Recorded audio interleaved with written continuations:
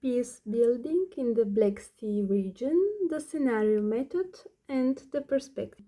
Dear colleagues, my name is Neli Kirilova. I am doctor in international relations and security studies at the Corvinus University of Budapest, Hungary, and currently LSE Ideas Research Fellows at the London School of Economics, and also an alumni at the European Security and Defense College, PhD Fellows.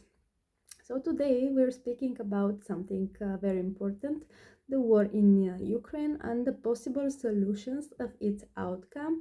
I'm doing it from the perspective of scenario method, which can assess different types of solutions for different actors, and the actor on which I'm focusing today is Ukraine.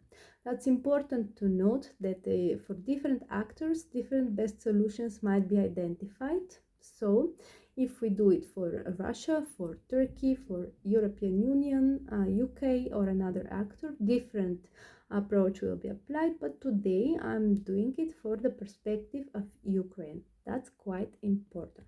So I'll show you now the structure of my presentation, including its contents. I'll start with the introduction with the European Union amidst the current world wars and crisis, then the selection of case study, which is Black Sea region, then the theory of peace building, followed by methodology scenario method, results for the scenario method applied to the case study of Ukraine in Ukraine, and finally discussion how peace negotiations can be achieved in Ukraine with the best solutions for Ukraine, and conclusions on this presentation.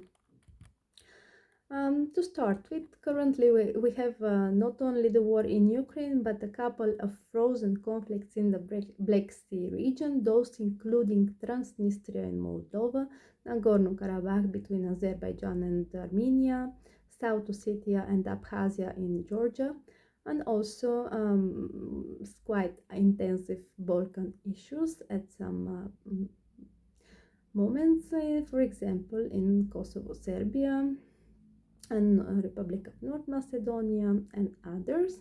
So we need to achieve lasting peace in Europe, and the hottest issue of this moment is the war in Ukraine. How can we solve this?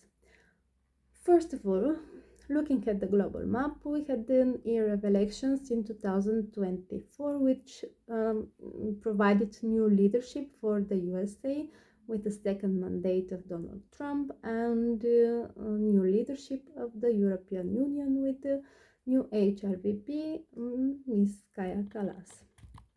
Having different leaders, of course, means having different potential strategies. Now I'm going to show you a map of the Black Sea region, which is the area we are going to on.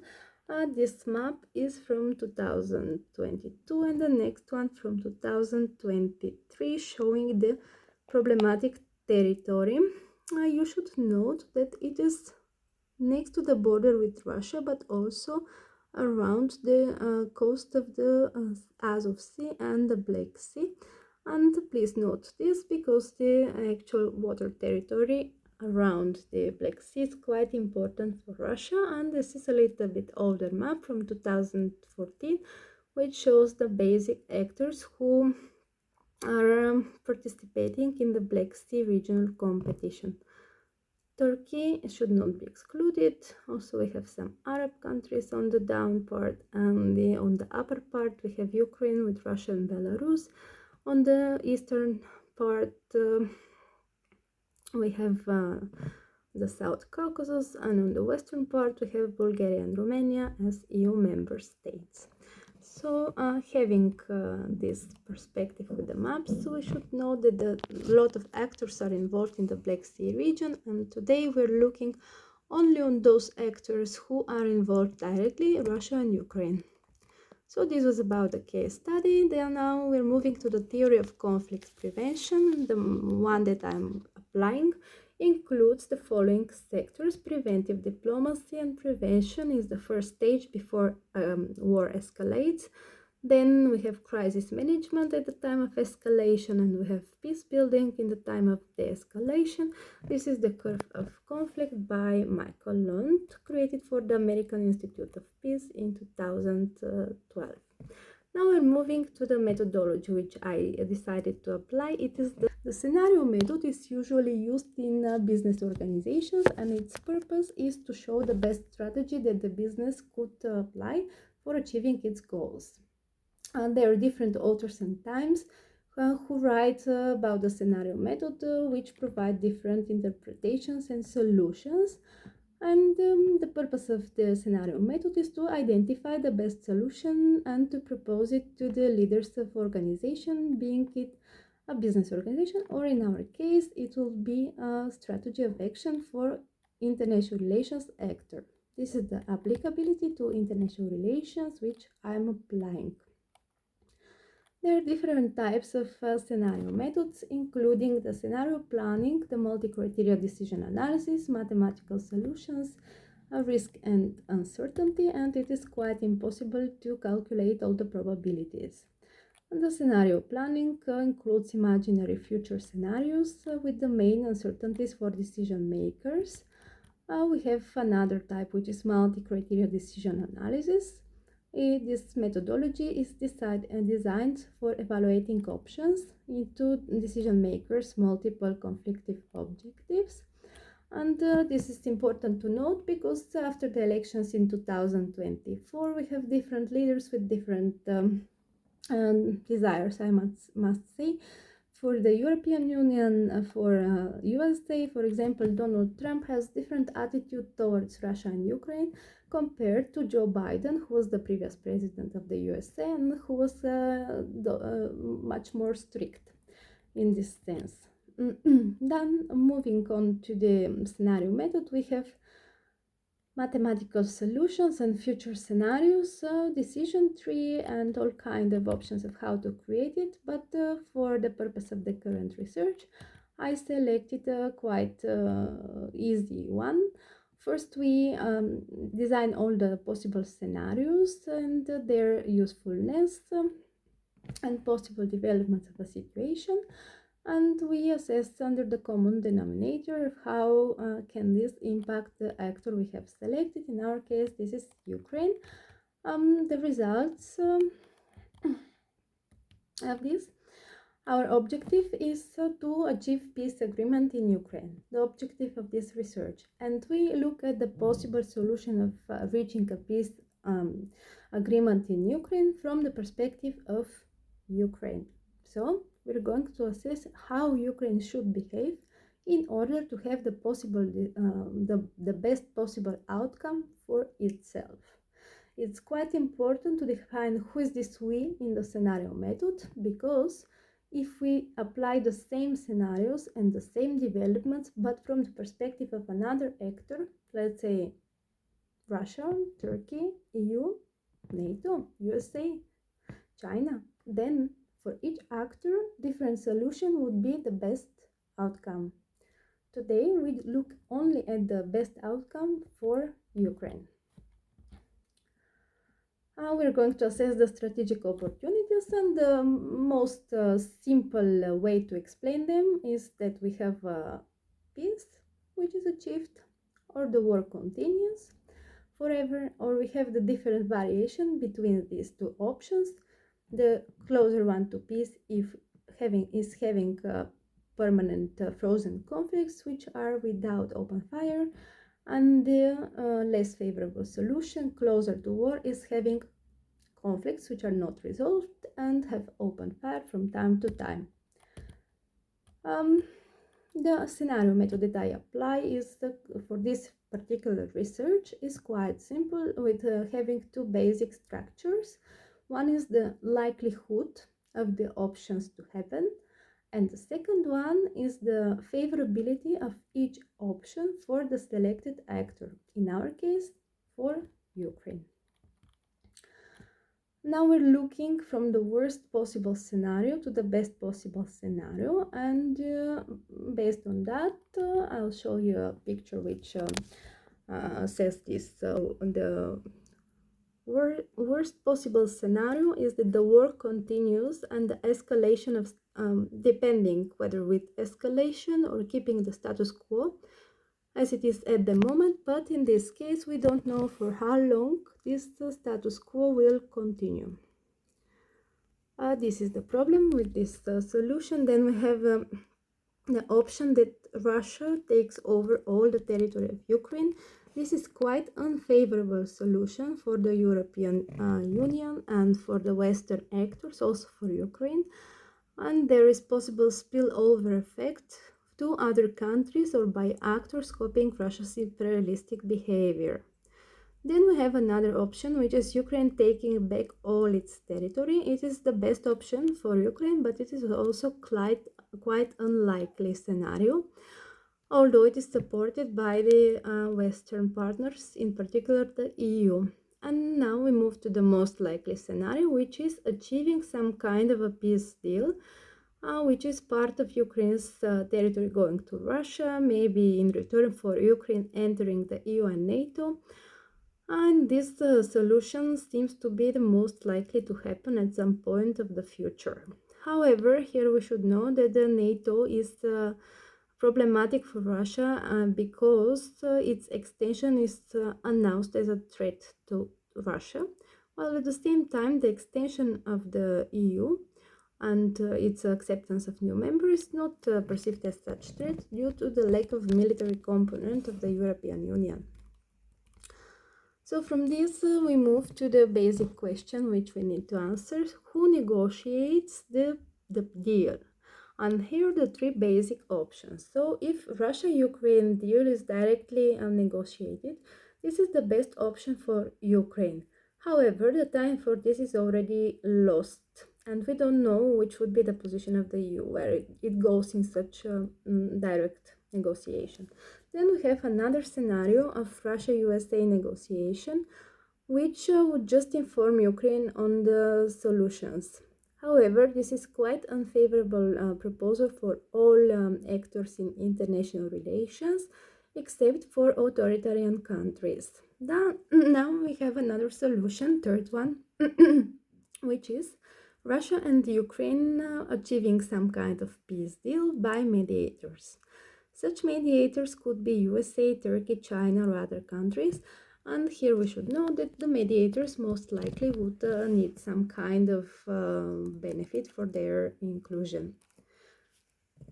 Now we look at the favorability of the scenarios. The most favorable scenario for Ukraine is that it becomes whole again. However, its likelihood is quite low.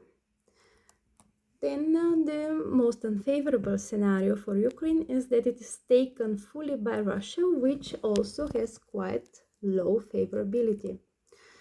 Now we move to a very interesting table which shows the most likely scenarios for Ukraine and the possible peace deal is achieved with or without direct participation of Ukraine. So the most favorable option for Ukraine in this case is direct peace deal between Russia and Ukraine.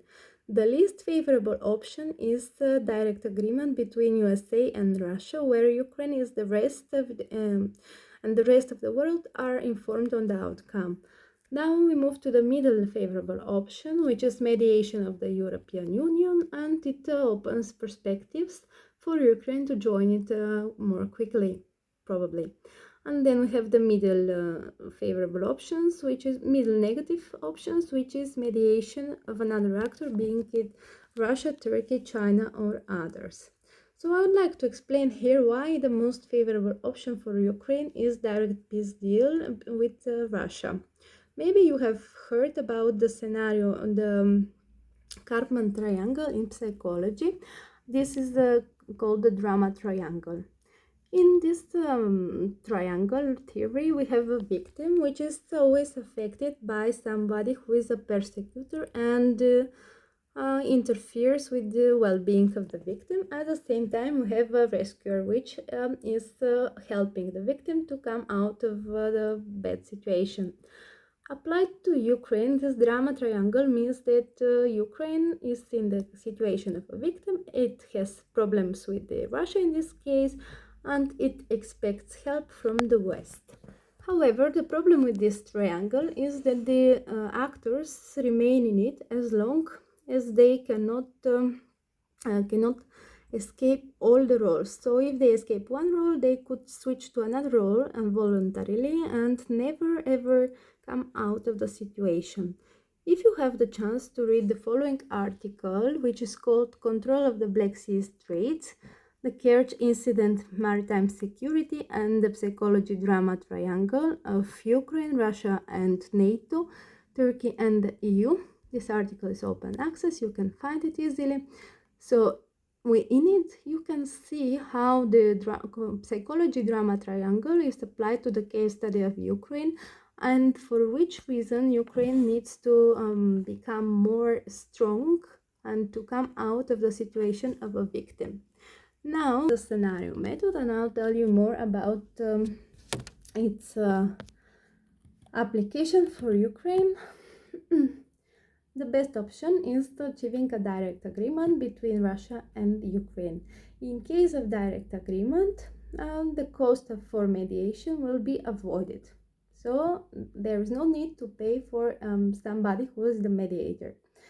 Then, of course, we look only from the perspective of Ukraine. If we look from the perspective of another actor, I would like to say that other options would be better. So ideally, for Ukraine, it will be best to come out of the situation of a victim and escape the mediation phase, but also be sure that it participates in the negotiations, because if Ukraine does not participate in the table of negotiations, then it for sure loses the best options for itself. Ideally, this should the agreement that Ukraine could achieve is returning Crimea and the territory from before 2014, which is quite impossible at this stage, I think. Then the most likely solution which Ukraine might achieve is that some part of the territory is lost or given to Russia, which nobody wants in Ukraine, but okay. The war continues, victims are given, and more infrastructure is destroyed.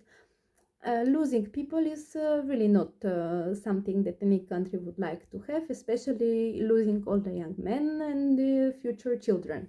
For this reason, it's maybe good to achieve some kind of peace deal if, in return, for example, Ukraine could join the European Union and NATO if it gives some of its territory, let's say. So, this can, of course, be supported by the international community, or it could not be supported by the international community. It depends on how other countries define their own interests. However, the longer the war continues, the territory and people of Ukraine are losing from this continuation of the war, with the hope that maybe probably they could have back all their territory in the future, but we are quite uncertain whether this is actually possible. And why the direct negotiation is the best solution for Ukraine, because when it goes out of the position of the victim, it is in the winning strategy of being a strong enough actor on the table of negotiations. The risk for this is that it could lose some of its territory. However, to understand in more detail how the psychology drama triangle of Karpman and this victimhood status is applicable to Ukraine in this certain situation, please read the article that I referred to. Now I'm showing you the conclusions for Ukraine, which are actually how this research was stages. First, with the scenario method, all possible developments are assessed by known and supposed outcomes. Then the most favorable and most unfavorable options are drawn from the perspective of the selected actor.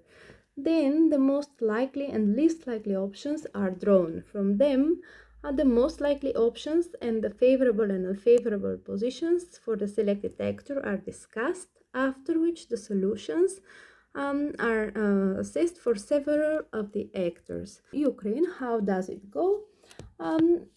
Direct agreement between Russia and Ukraine is what we identify that is the best possible solution for it at this certain moment.